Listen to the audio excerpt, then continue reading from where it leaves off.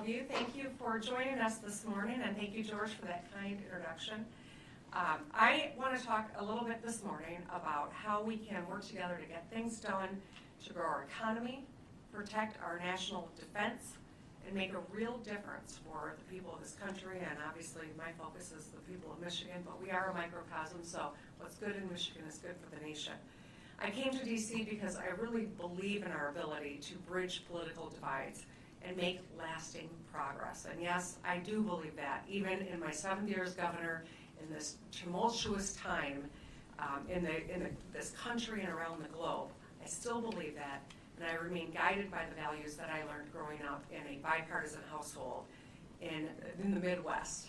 Values of decency, respect, and kindness still shape the way that I approach this work, and it helps me make sure I stay focused on what matters so we can get things done. As a former state legislator, I worked with a Republican governor in Michigan to expand Medicaid under the Affordable Care Act. This covers hundreds of thousands of Michiganders. As a governor, I worked with a Republican-led legislature most of my time as governor. I've signed over 1,500 bipartisan bills and enacted 6 balanced budgets into law. Michiganders have an opportunity, and I believe an obligation, to lead by example and show the folks in D.C. how we get things done. Before we dig into some of my proposals today, I need to acknowledge what's going on with regard to tariffs. I know that that is front of mind for all of us. I'm not going to sugarcoat it. These last few days have been really tough for Michigan. 20% of our economy is tied to the auto industry, which depends on a steady flow of goods from our largest and closest trading partners. We're home to the busiest international border crossing in North America. More than 10,000 vehicles carrying parts and materials cross the bridge between Detroit and Windsor every weekday. We're already seeing the impacts of tariffs. Auto companies are stockpiling parts and laying off workers. Suppliers are facing higher costs and delaying expansions. Dealerships are forced to raise prices by up to $15,000 amid slowing sales. And since every single auto job supports 3 others in the community, the impact is being felt by all of us, including small businesses across my state.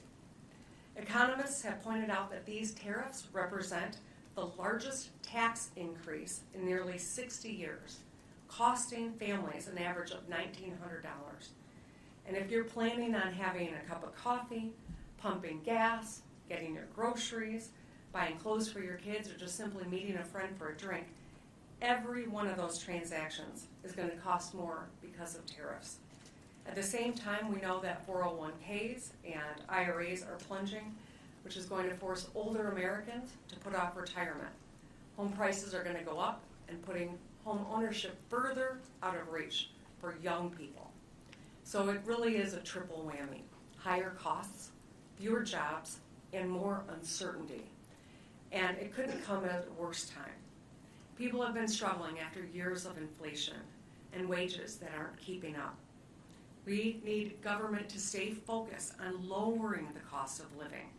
Instead, what we're getting is the opposite: less money in our pockets, more doubts about future paychecks, critical government services that are getting defunded when they are needed most. I understand the motivation behind the tariffs, and I can tell you, here's where President Trump and I do agree.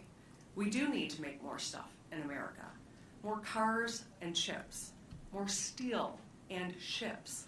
We do need fair trade. No state has lived through the consequences of offshoring and outsourcing more than Michigan. We know that when you lose a factory, it doesn't just mean losing those jobs. Losing people means losing resources. It means fewer police officers and underfunded schools. It means less housing being built and fewer roads fixed. It's a loss of purpose and identity. So while I share the president's goal of bringing good-paying middle-class manufacturing jobs back, it's got to be done right. Reindustrialization could have huge ripple effects. since manufacturing has the highest economic multiplier of any sector.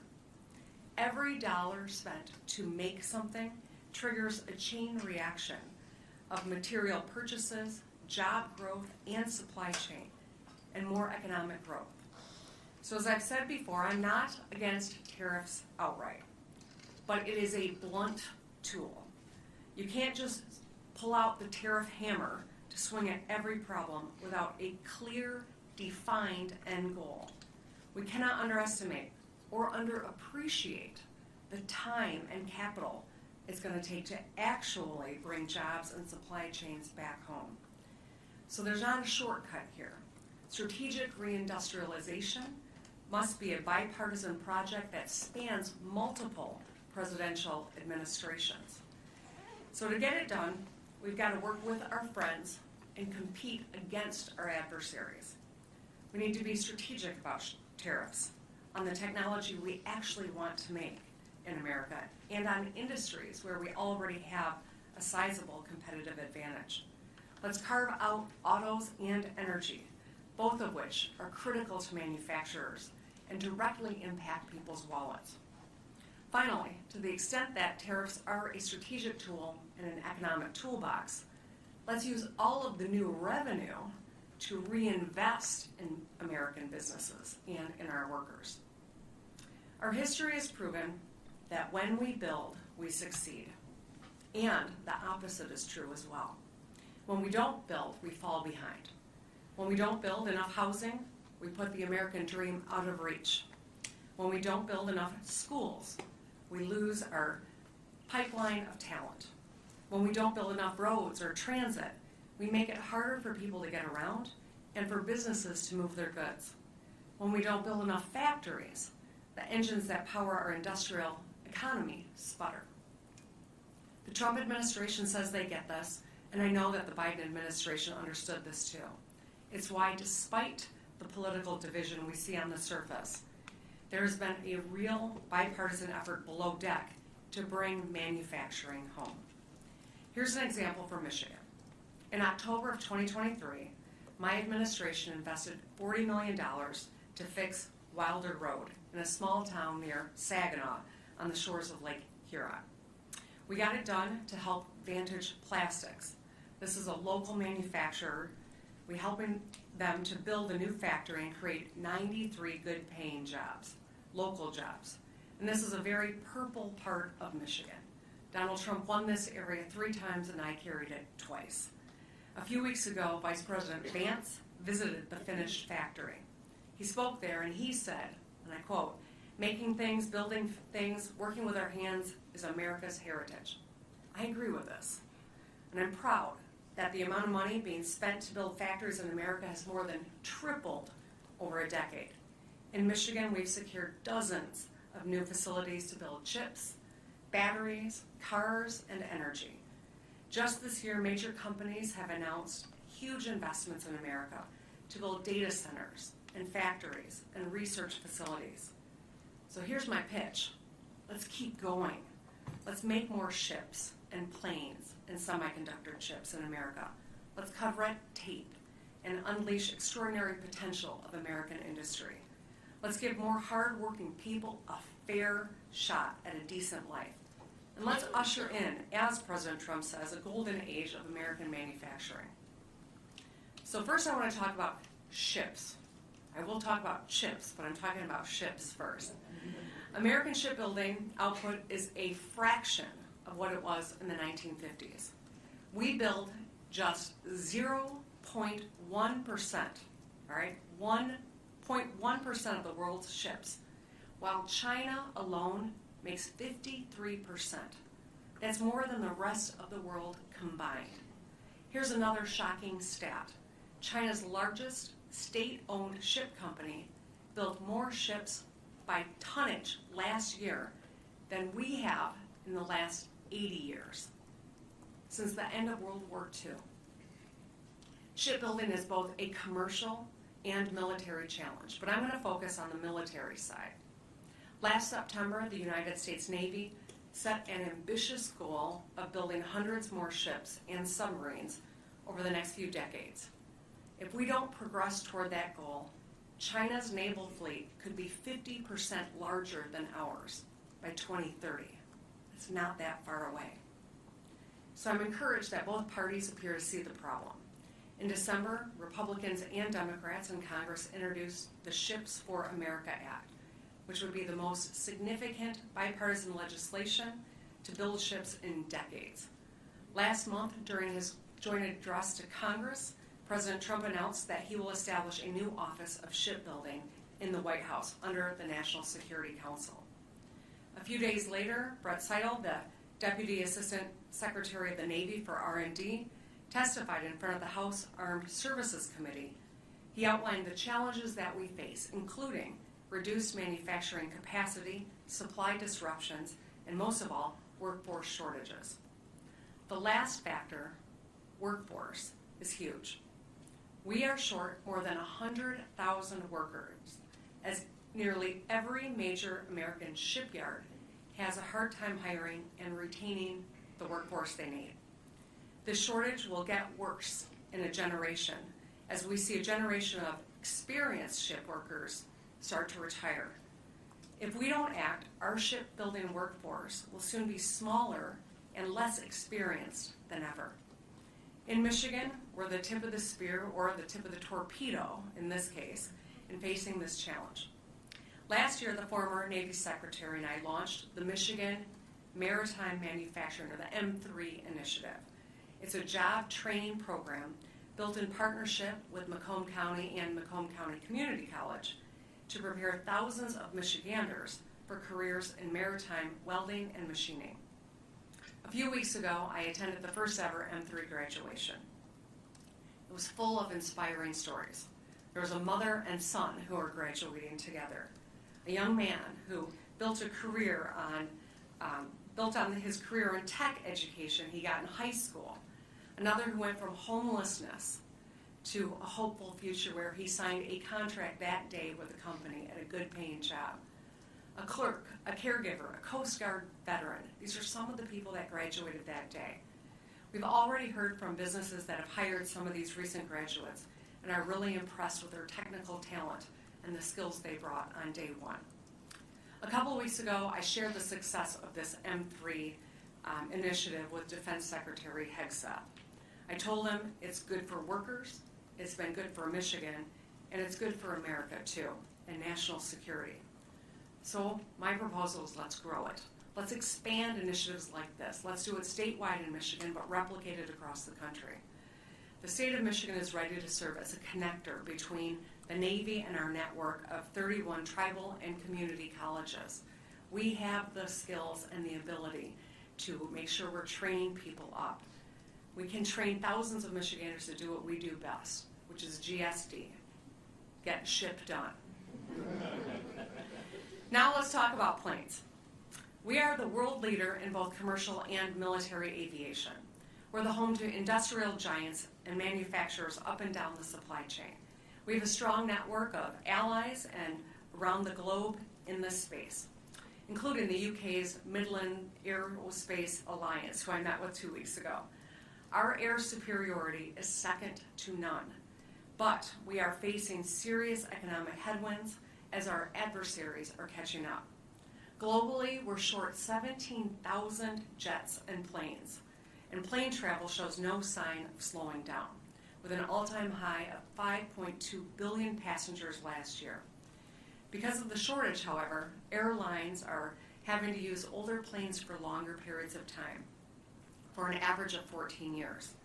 Now there's a huge opportunity here to meet demand while making a profit and maximizing market share. China understands this. This is their plan, actually. They're rapidly expanding their aviation industry, both military and commercial, and they're gaining momentum fast. They're world leaders in drone manufacturing, and just the second country after the United States to have 2 stealth fighter jets, the J-20 and the J-35. China's largest passenger plane company, Commercial Aircraft Corporation, COMAC, now makes models that are competing with best-selling American-made planes on the market. They are on the verge of challenging Boeing and Airbus as a serious competitor. This should serve as a wake-up call to this country. COMAC, like so many Chinese companies, is funded directly by the Chinese government. This allows them to undercut others on the price while they're plowing billions into R&D. We see the same story playing out in the car market. Over the past decade, Chinese automakers, directly funded by the Chinese government, have muscled their way into countries around the world. They can solve a loss because of the way that they're funded, and they're gobbling up market share, and they're driving out local competition. In Southeast Asia, Japanese giants like Honda and Toyota and Nissan are selling fewer cars. In Europe, Volkswagen was forced to close a factory for the first time in its century-long history because of Chinese competition. If we don't hit the throttle now, while we lead in the commercial and military aviation, China will pass us. That's something we cannot afford. We must protect our lead, and Michigan is ready and poised to do whatever it takes to win this. We can lean on our manufacturing experience and skilled workforce to boost domestic aviation manufacturing. We've got history here. There is precedent here. During World War II, Michigan automakers and suppliers took to the skies. In a matter of months, we shifted from producing cars and trucks for civilians to producing airplanes, tanks, guns, and shells for GIs. A Buick factory won a contract to build 500 engines a month, but ended up making 2,000 during that time.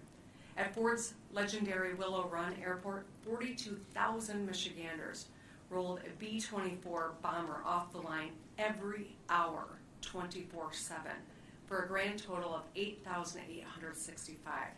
And a generation of Rosie the Riveters said, "We can do it," and they worked in the factories. We were able to get it done because the federal government set a clear strategy, made it easier to move fast by slashing red tape, and simplified procurement. When you already know how to make something complicated, like a car, it's a lot easier to shift your factory to make something else. Domestic manufacturers, whether they're multinational corporations or small and mid-sized companies further up the supply chain, stand ready and capable to do this. If we collaborate at the state and federal level, we can make targeted investments to retool our factories, to make planes, plane parts, and drones. We have manufacturing and innovation ecosystem that is uniquely suited for modern defense and aerospace needs. Another contributing factor to slowing aviation industry, just like with shipbuilding, is a shrinking workforce. Nearly a quarter of American aviation technicians have fewer than 5 years of experience, as a huge wave of retirements is about to hit the market. Experts estimate that by 2028, we'll be short 37,000 aviation techs. At the state level, I can tell you Michigan's doing our part. We've made historic bipartisan investments in places like the Selfridge National Air Guard Base, a key defense hub, an economic anchor that supports thousands of jobs and hundreds of military families in Macomb County.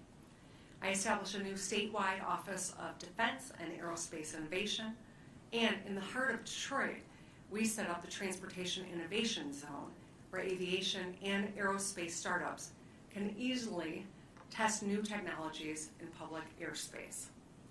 But we can't do this alone. We need help from Washington.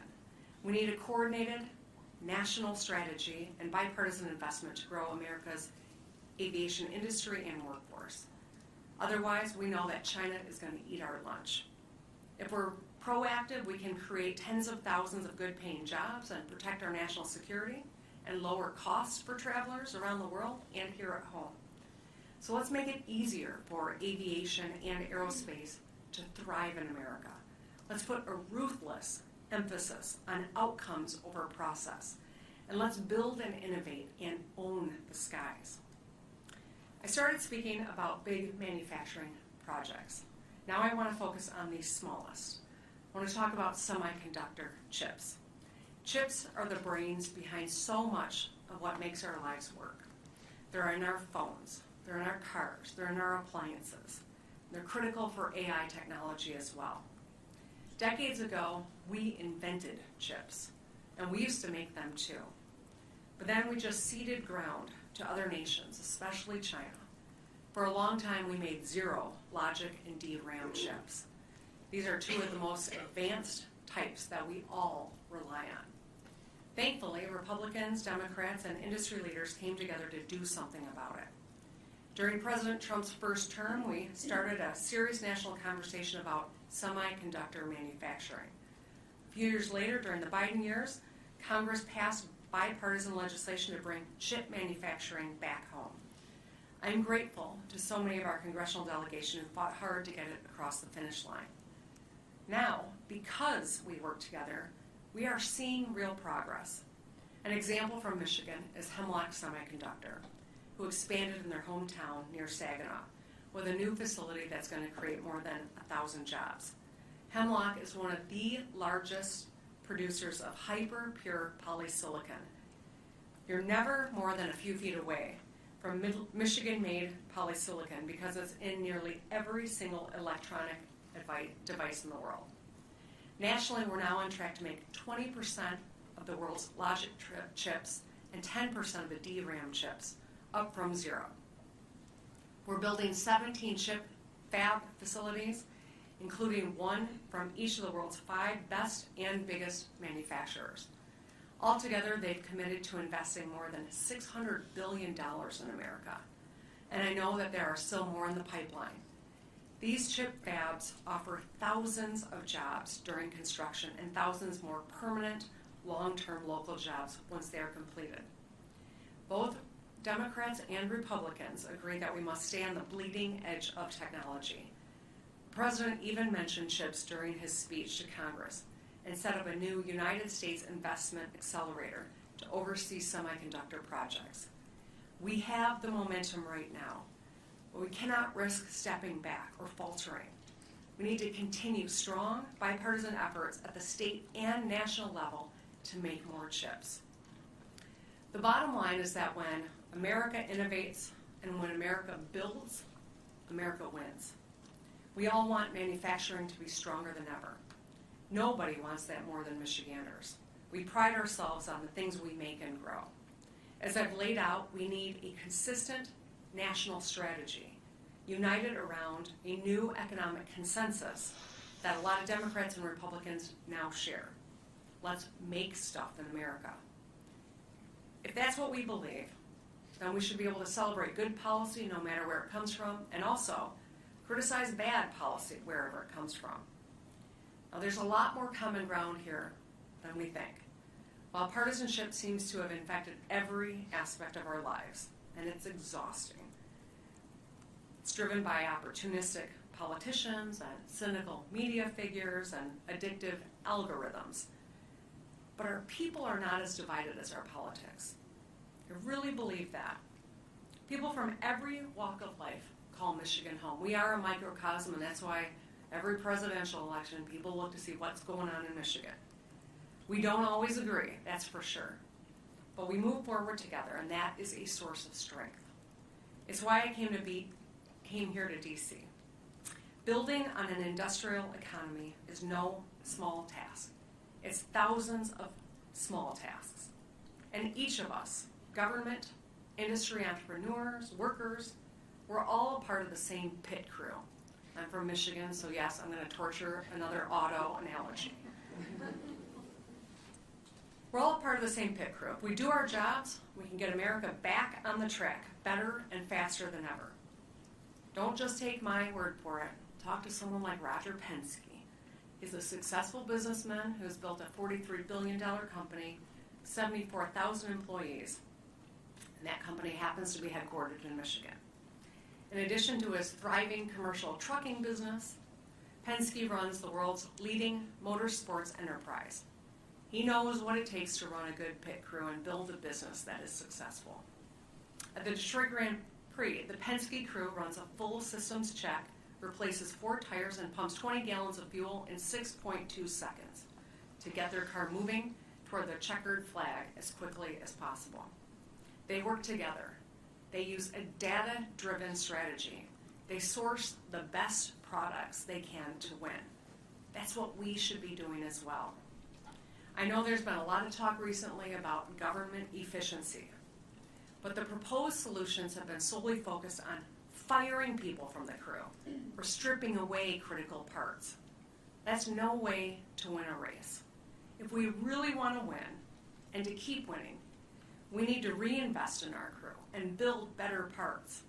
In our darkest hours, that's exactly what we did.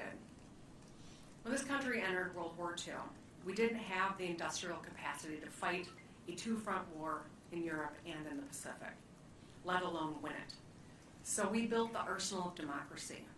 It was the most successful collaboration between government and industry and workers in our history. When the Allies won the war, 500,000 Michiganders flooded into downtown Detroit to celebrate, realizing the part they all played in saving the world. Now, fast forward to just a few years ago. As we face a deadly global pandemic, the President launched Operation Warp Speed. We moved faster than anyone thought was possible to create, test, make, and ship billions of shots of a life-saving vaccine. I still remember the pride I felt when I watched the Pfizer vaccine get packed into trucks and roll out of Portage, Michigan.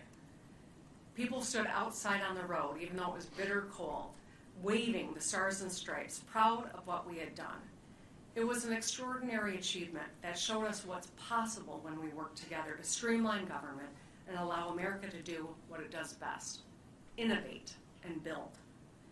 We got a lot going for us, but our future is uncertain. We have good cards, but good cards alone don't mean jack if you don't play them right.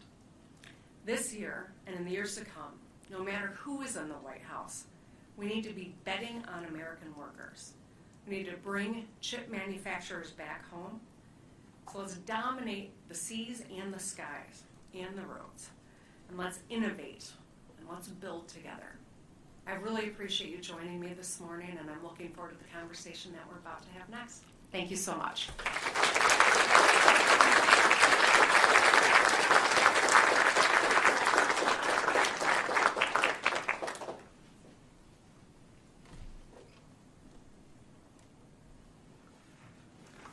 Governor, thank you for those comments. It makes me proud to be a Michigander, proud to be an American. Thank you so much.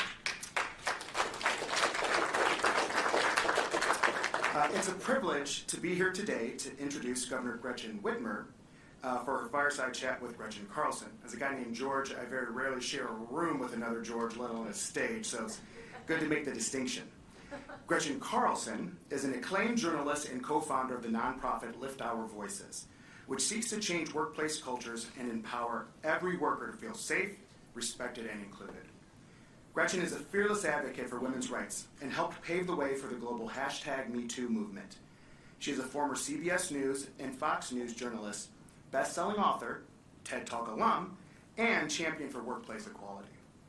Gretchen brought together Democrats and Republicans to pass two important bipartisan laws: the Ending Forced Arbitration of Sexual Assault and Sexual Harassment Act in March of 2022, and the Speak Out Act in December of that same year, two of the biggest labor law changes in the last 100 years.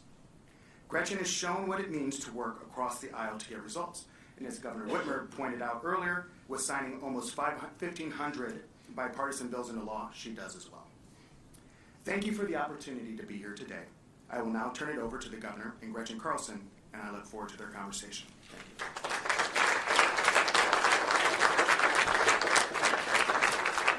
Thank you. Thank you. Well, thanks so much for being here today. It's my honor to be up on the stage as well. We're going to tackle tariffs, and we're going to talk about the governor's bipartisan approach. But first things first, our name. Yeah. So when I was growing up in a small town in Minnesota, everyone was Jennifer or Elizabeth, and quite honestly, I didn't really like my name, Gretchen. When it came to running for student council in 7th grade, there was nothing that rhymed with Gretchen. My dad came up finally with "Stretchin' for Gretchen" for your vote. Last week at Starbucks, my name was Wretch. So my question for you this morning is, my Gen X Gretchen friend, Did you like your name growing up? Do you like it now? I was the only Gretchen growing up, just like you, Jennifer's, et cetera. And I wasn't particularly enamored with it, to be honest, but I'm named after my grandma Gretchen, who I adore. It's funny, though, because she always said, never let anyone shorten your name. Don't let people call you Gretch, because it rhymes with wretch. And so I always had this aversion to being called Gretch, and then during the pandemic, I got the nickname Big Gretch. I don't know many women that want big on the front of their nickname. And then Gretch, I wasn't sure, but when I found out it was bestowed on me from support, became my new favorite nickname. I'm not encouraging you to adopt that, but it's worked for me. But yeah, now I like it because it's kind of nice to have a different name. I was envious of you because you did have a cool nickname, Big Gretch, and your book, True Gretch. So you have two of them. So in your speech, you reminded us that 20% of Michigan's economy is tied to the auto industry. And of course, you're home to the biggest international border crossing in America. Today, the hatchet came down with Trump's tariffs. And quite honestly, they're going to hit your state harder than most. You mentioned that Trump's using a hatchet or a blunt tool. How would you have enacted the Trump tariffs differently? I don't know how I would have enacted them differently. I haven't really thought about that. What I have thought about, though, is, tariffs need to be used like a scalpel, not a hammer. There is a purpose to have tariffs, but the uncertainty that has now been created, the anxiety and the fear, just breeds destruction, I think, in our economy, in our personal economies, but certainly in the auto market in particular. The president negotiated USMCA. It was a good deal. It has worked, and I think, now treating our allies, our North American neighbors, like adversaries is going to cost all of us. It's not just going to cost that relationship, but every American consumer. It's probably going to cost a lot of auto jobs, make the cost of buying an auto, much less blueberries from Mexico, going up. And so the big loser in this is American manufacturing. It is the American consumer. Understand that China, yes, we need to have our eye on China. I talked about it, whether it's in aerospace and ship making and in automotive and in a variety of economic ways.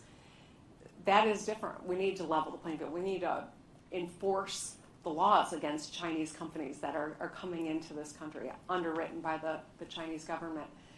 But the North American tariffs in particular are really going to have a dramatic negative impact on Michiganders and on business. Business wants certainty.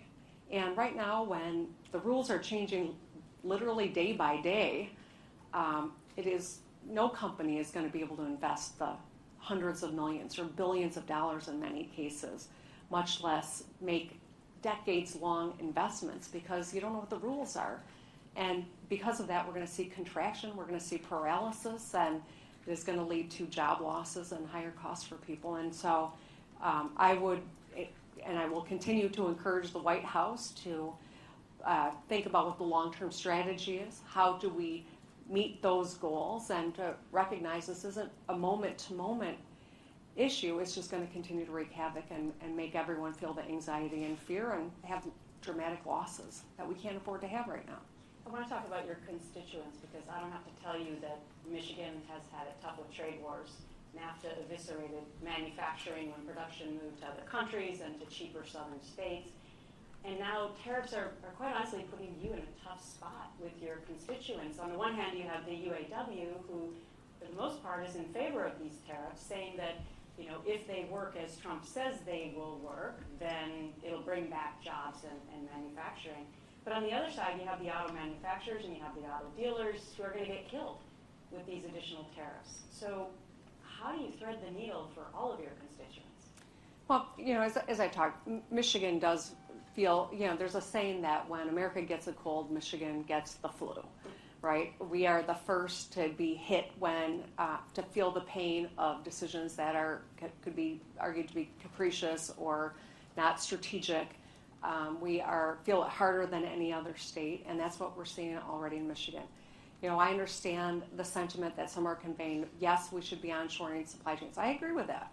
Yes, we should be building more stuff in America, 100%. It's a national security issue on top of all the other reasons that it's a good thing for jobs. It is a good thing for consumers. And if we had a magic wand, could we all go back and redo some things differently? That'd be lovely, but we don't.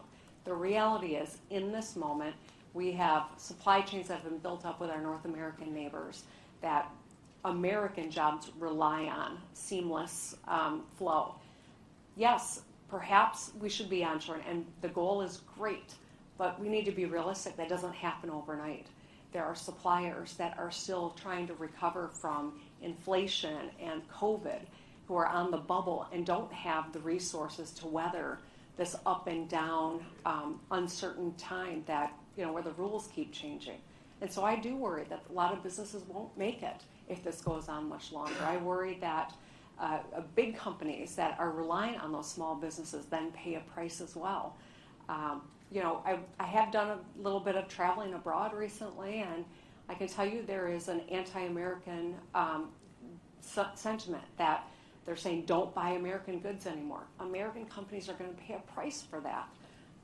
And so I'm really very concerned about how do we navigate this. As for the UAW, we'll lose some UAW jobs.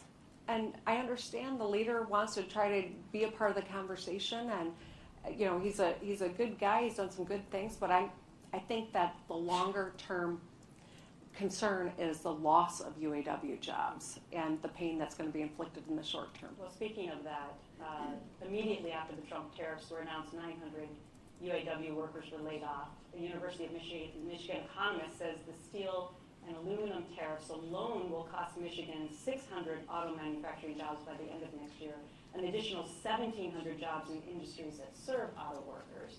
So, to your point, are the tariffs really good for auto workers? I would argue they're not. I would argue that all of this uncertainty is going to cost every one of us, but especially auto workers. So, and I think we're already seeing that, the immediate impact. The longer term, it could be a lot worse. So some experts are also arguing that manufacturing in 2025 and beyond isn't like the 60s or the 70s. Jobs have been modernized, obviously, with technology and AI, and that those will actually be the new jobs that are coming, if any. So you talk a lot about the hope of future manufacturing jobs. Is that really real, not to mention that they take time to come to fruition? Yes, it is. As I talk to economists, there's no question that the type of manufacturing is very different. It's a lot cleaner. It's a lot more automated. You still need a lot of people. You need people to run the machines. You need people with a higher, different, set of skills in order to do this. And as we look at shipbuilding and aerospace, as I was talking about earlier, there is a huge amount of need. There's a real opportunity for us in manufacturing, good paying jobs, but it requires discipline. It requires marshaling the resources, streamlining the processes, and making sure we've got the workforce to do those jobs. And so, as I highlighted M3, which is a great initiative that we have in partnership with the U.S. Navy. It's going to take thousands of small investments like that in order for us to meet the need, but there's a real opportunity here.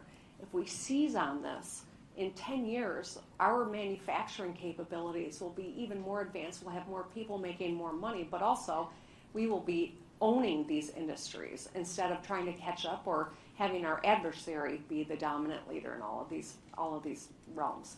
So last week, Trump demanded that automakers not pass along the increase in costs to consumers.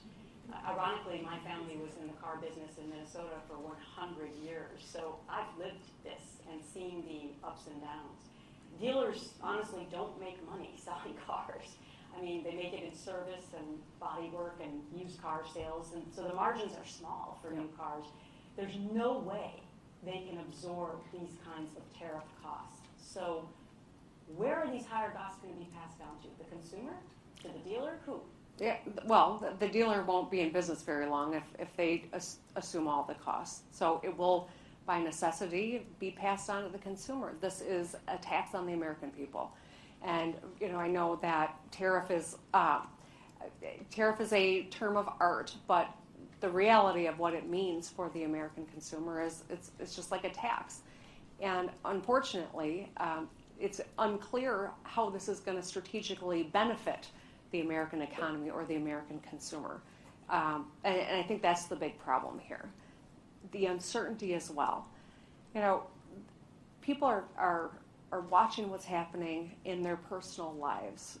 Businesses are watching what's going on with the market. It is a direct reaction to the continued change in what policy is, whether or not it's negotiable. And then some days it is negotiable. Some days it's this percentage or it's this percentage. I mean, this will have a paralyzing impact on the economy. And if you think that a company or a country is paying the tariff, you're being misled. It is the consumer that ends up paying the cost, and it's a tax. And that leads us to what happens to the economy. JP Morgan and others are now predicting 50 to 60% possibility of a recession. The 2008 recession hit the auto industry hard in Michigan in general. Are you afraid history is going to repeat itself? I am.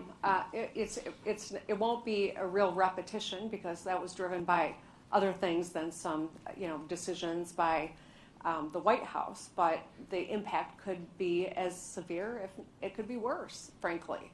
And that is, I think, a real potential outcome of if this goes on a lot longer. I'm hopeful that the administration is taking in the feedback and understands the onshoring will take time. It doesn't happen overnight. It doesn't happen over weeks. This is a years-long process. And so we've got to help American manufacturers. We've got to help American businesses weather this, and we've got to make sure that the consumers don't bear the brunt of it. If there is a strategy that can be communicated, markets will settle down, and businesses can deploy those resources and make those long-term commitments. But so long as it is a roller coaster, no one's going to do anything because they're going to wait to see what happens, and we're all going to pay the price for that. Speaking of strategy, one of your other big messages today and before has been your focus on bipartisanship and trying to work across the aisle. At my nonprofit, Lift Our Voices, as George mentioned, we believe in that philosophy too. In 2002, we were instrumental in passing those 2 bipartisan laws. I'm not going to say it was easy, but we ended up accomplishing that. So while that marked a huge bipartisan win, quite honestly, many people remain very skeptical that we can actually come together during this hyper-political divided time that we live in. Why do you think that preaching bipartisanship is the right approach? Well, I know that we're never going to find common ground if we're not talking to each other. And I also understand, in this moment, it feels like no action comes without loud criticism from one realm or another. And as someone in the public eye, I can tell you it's coming from both sides of the political spectrum. I met with some of my friends in the Michigan legislature, and someone was talking about how difficult it is to find, common ground and to get everyone on the same page. And I said, all right, stop trying to do that because you'll never be successful. I could, demonstrate on the front lawn of the Capitol for 4 weeks on end, and some people would say I hadn't gone far enough. Just accept the fact that there's always going to be the critic. But we have a duty, an oath, to try to get things done, to put the welfare of the people of Michigan before our own interests, before our political interests, and to stay at the table or to find common ground in something, to do the good work. And I'm sure you've seen, I'd love to know kind of any lessons you've gleaned from your experience. But when I get out and I talk to Michiganders, they rarely ask me about politics. They're concerned about whether or not they can put food on the table. They're concerned about whether their child is getting the education and meeting being able to have the skills they need to be successful in this life. When I ran for governor, I got into all 83 counties. I've done that a couple of times since being governor. And I try to listen to Michiganders. I try to ask, what's going on in your life? What can I do that'll make your life better? If there was one thing I could do. And it frequently comes back to the economics of trying to get ahead. That's what unites all of us. And that's why I wanted to focus on manufacturing and our economic future, because I really do believe we can find common ground there. I was able to do it with a Republican legislature in Michigan at a time where they controlled both chambers, and Donald Trump was president at the beginning of my term. We got some great, big, important things done for Michigan because I come to the table with that philosophy. And being raised in a household, my dad was a Republican, my mom a Democrat. I know that if you talk about values, it's a lot easier to see one another and to try to find that common ground. When you were able to get those important pieces of legislation done, and I think working with Congress would be so much harder than a state legislature. Anything that was surprising to you or was most important in your success on that? Being relentless. Yeah.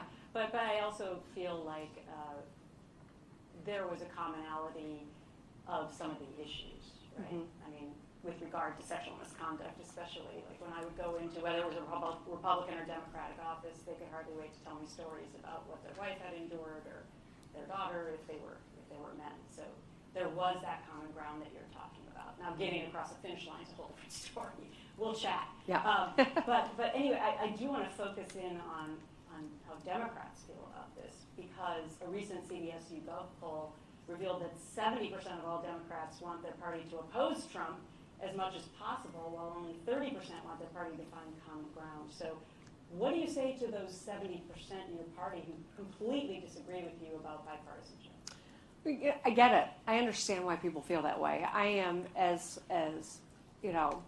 anxious and angry about a lot of the policies that are coming out of Washington, D.C. right now. I feel that too. And I also recognize I got a big job, and that is to run the state of Michigan, a state of 10 million people, many of whom disagree with me about everything that I do, some of whom agree with me about a lot that I do. No one agrees with everything, and I accept that. But I took an oath to the people of Michigan to try to get as much done for the state. Now, people come for our rights, I'm going to be the first one out there. People come for your health care, I'm out there doing work with Congresswoman Debbie Dingell to talk about what Medicaid cuts could mean to individuals, to health systems, to all of our ability to access health care. I'll continue to do that work. I will hold people accountable. I also got to continue to make sure I got a seat at the table so I can try to get important things done. For instance, today I've got the Republican Speaker of the Michigan House joining me here in Washington, D.C. We're going to have some meetings with cabinet members and at the White House to talk about protecting the Great Lakes. I don't know if he knows that that's one of the things I want to talk about, but I'm going to talk about, making sure that we are growing our economy and landing good paying jobs. We've got some opportunities in the works. We could use some help. I want to talk about that. I'm going to talk about the impact of tariffs. I don't know that I'll make any ground, but I'm not going to cede the opportunity to talk about something that is important to my state. And I think it was Pat Schroeder. I know the quote's been attributed to a lot of different people, but I think it was Pat Schroeder who said it. If you're not at the table, you're on the menu. And my oath to the people of Michigan is to continue to show up, even when it means I'm going to get my lunch handed to me. I'm going to keep showing up and keep fighting for the people of Michigan, no matter who is at the other side of the table. That's my job, and I'm going to do it until my last day as governor. So speaking of messaging, obviously after this last election, Democrats were sort of flummoxed by what the messaging should be. And quite honestly, the party's struggling with what the messaging should be to voters. Your focus in your speeches has been on costs and jobs and roads. Besides being bipartisan, is that the right messaging for Democrats? Well, I think everyone needs to listen. Not to me, to the people. I know that I've learned so much by just showing up and asking the question, what's going on in your life? What do you need? What are you worried about? That's what public servants should be doing. Not telling people what to be angry about, but listening and focusing on solving the problems that are vexing the people of this country. In my case, the people of Michigan. I'm not going to tell another governor how to run their state. I'm not going to tell anyone else, how they should talk about issues, but they should stay focused on the things that matter to the people. And the economy is front and center. For anyone to think that if you're worried about putting food on the table or keeping the lights on at your home, that you've got the bandwidth to care about a million other things, maybe they care. but all their energy is consumed by survival. And so fixing the roads is not just about making a smoother drive for everybody. It's about helping people keep more money in their pockets so they're not shelling out thousands to fix the rim on their car when they got to pay the rent and child care. It is about the fundamentals, and I think that's maybe why I got elected in the first place and why I got reelected by such a large margin. I'm staying focused on how we can help Michiganders get ahead, keep more money in their pockets, and have good paying jobs. So whether the message from Dems is being bipartisan or changing their mind about transgenders in sports or talking about jobs and infrastructure, who's going to get it right? Who is the leader of the Democrat Party right now? Well, Democratic Party only has one true leader when we have the White House. When we're not, when we don't have the president, there's a lot of leaders in the Democratic Party. I think I'm really fortunate to have such a great bench of fellow governors that I call my good friends that, have been really important in terms of helping us navigate historic challenges from pandemics to the current situation that we are in, to leaders in Congress who play a really important role in terms of what's going on here in Washington, D.C. So I would say there's very rarely one true leader of the Democratic Party, and probably the same true on the other side of the aisle, although maybe not in this moment. But, at the end of the day, we've got to make sure that we stay focused on the things that matter to the American people. If we are sidetracked by issues that aren't salient to the average person, I don't see how we have a different outcome than what we are experiencing now. And that's why I want to encourage people talking about the economy, talking about good paying jobs, American manufacturing, solving people's problems. That's the most powerful way that we can improve the lives of people in this country, and I think that's what we need to remember. So at Lift Our Voices, we know how important it is to support all workers. Are you saying then that your plan is going to get back the working class who went to Trump last time? Your plan's going to get back independents who decide every election and went to Trump last time? It's not my plan. This is a lesson from our history. This is an assessment of our reality that we are in right now, and where do we want to be.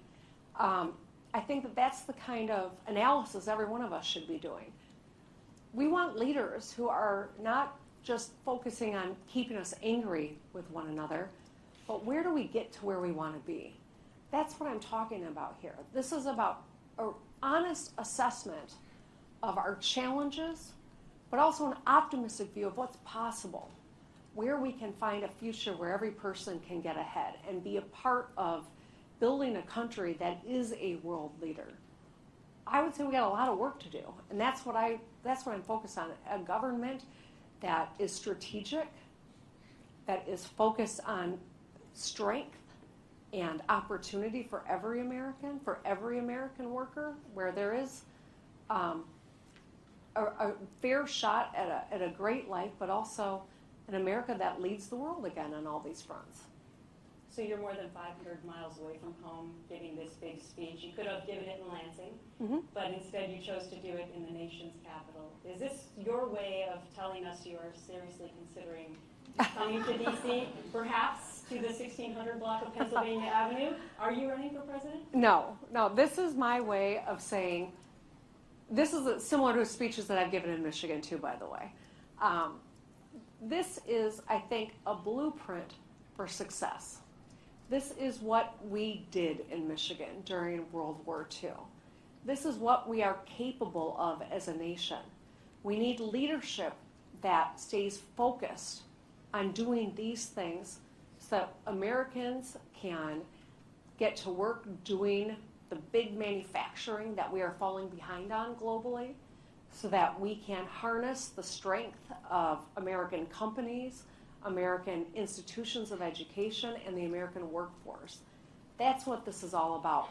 I desperately want whomever is here in the White House today or in the future to really be thinking long term about how do we build a country that is leaders, that is revered again, that is dominant in these industries, and that has a lifestyle that is the envy of the world. That's who we were at one point. We can be that again. But I think this is what the blueprint should be. Well, when you do decide to run for president, I hope you tell this Gretch first. You got it. All right, so big Gretch, true Gretch, Governor Gretchen Whitmer, thank you so much. Thank you, Gretchen. I appreciate it.